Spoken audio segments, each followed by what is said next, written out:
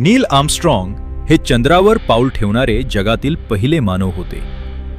ते एक अमेरिकन अंतराळयात्री, अंतरिक्ष अभियंता व लष्करी वैमानिक होते. आर्मस्ट्रॉंग यांचा जन्म 5 ऑगस्ट 1930 साली अमेरिकेतील वापाकानेटा, ओहायो येथे झाला.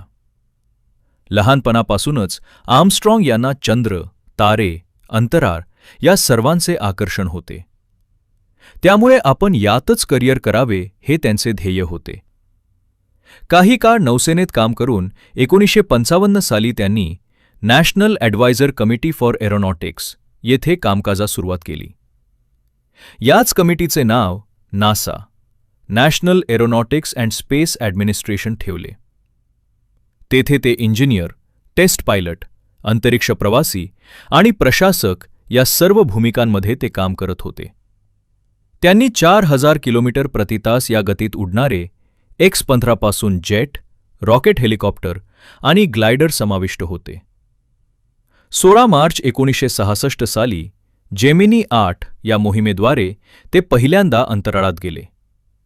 यानंतर त्यांनी अपोलो 11 मध्ये कमांडरच्या हुद्द्यावर 21 जुलै 1969 साली चंद्राच्या पृष्ठभागावर पोहोचून इतिहास रचला.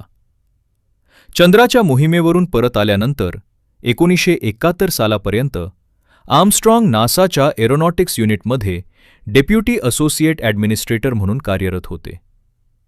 यानंतर ते सिन्सिनॅटी युनिव्हर्सिटी एरोस्पेस इंजिनिअरिंगचे प्रोफेसर झाले आणि 8 वर्ष तेथे काम केले.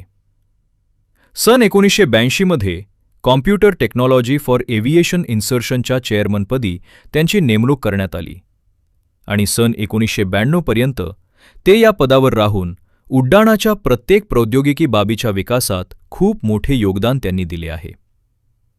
आर्मस्ट्रॉंग हे 2 तास 32 मिनिटे आणि ओल्ड्रिन हे त्यांच्यापेक्षा 15 मिनिटे कमी काळ चंद्रावर होते.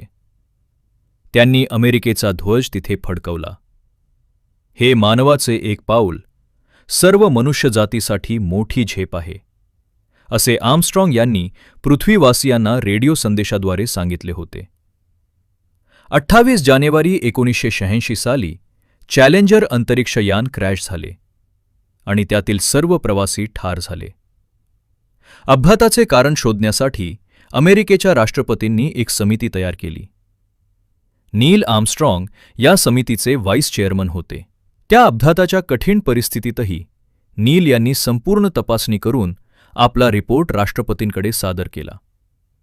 नील हे गणितात व विज्ञानात खूप हुशार होते. खगोलशास्त्र आणि ब्रह्मांड विज्ञानमध्ये त्यांना अधिक रुची होती. 16व्या वर्षी त्यांनी विद्यार्थी पायलट लायसन्स मिळवले होते.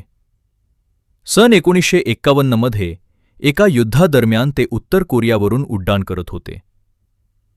F-9F पॅन्थर या आपल्या विमानातून त्यांनी उत्तर कोरियातील सैनिक दररोज सकाळच्या कामात गुंतलेले बघितले. नीलने मशीनगन चालवून सर्वांना मारलेही असते, पण तसे न करता पुढे निघून गेले. निशस्त्र माणसावर गोळीबार करणे त्यांच्या तत्वात बसत नव्हते. आर्मस्ट्रॉंग जेव्हा चंद्रावर उतरले तेव्हा त्यांच्या हृदयाचे ठोके 150 प्रति मिनिट मोजले गेले. त्यावेळेस नील म्हणाले, मला असं वाटतं की प्रत्येकाच्या हृदयाच्या ठोक्यांची एक निश्चित संख्या असते आणि मला एकही फालतू खर्च करावासा वाटत नाही. नील यांनी असे काम केले जे फार कमी जण करू शकतात, पण या गोष्टींचा त्यांना कधी अहंकार नव्हता. ते एक चांगले पती, वडील, मित्र आणि चांगले माणूस होते. त्यांनी व्यावसायिक, शिक्षणतज्ज्ञ, समुदाय नेता या सर्व रूपात सन्मान मिळवला. त्यांना शेकडो पुरस्कार व सन्मानचिन्हे मिळाली, पण त्यांच्या यशाच्या शिखरापुढे बाकी सर्व गौण होते. वयाच्या 82व्या वर्षी 25 ऑगस्ट 2012 साली हृदयविकाराचा झटका आल्याने त्यांचे निधन झाले.